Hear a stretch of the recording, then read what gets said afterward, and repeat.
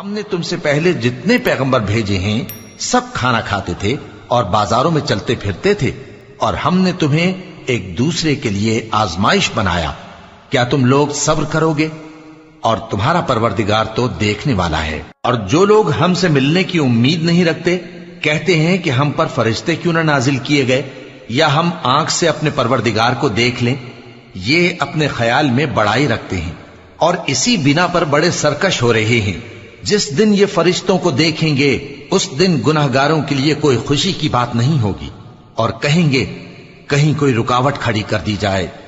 اور جو انہوں نے عمل کیے ہوں گے ہم ان کی طرف متوجہ ہوں گے تو ان کو بکھرا ہوا غبار کر دیں گے۔ اس دن اہل جنت کا ٹھکانہ بھی بہتر ہوگا اور ان کے آرام کی جگہ بھی خوب ہوگی۔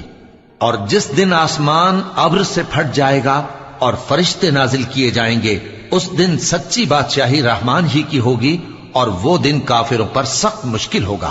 اور جس دن ظالم اپنے ہاتھ کاٹ کاٹ کھائے گا اور کہے گا کہ اے کاش میں نے پیغمبر کے ساتھ رستہ اختیار کیا ہوتا، ہائے شامت کاش میں نے فلاں شخص کو دوست نہ بنایا ہوتا، اس نے مجھ کو کتاب نصیحت کے میرے پاس آنے کے بعد بہکا دیا۔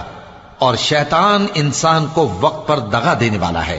اور پیغمبر کہیں گے کہ اے پروردگار میری قوم نے اس قرآن کو چھوڑ رکھا تھا، اور اسی طرح ہم نے گناہگاروں میں سے ہر پیغمبر کا دشمن بنا دیا، اور تمہارا پروردگار ہدایت دینے اور مدد کرنے کو کافی ہے۔ اور کافر کہتے ہیں کہ اس پر قرآن ایک ہی دفعہ کیوں نہیں اتارا گیا؟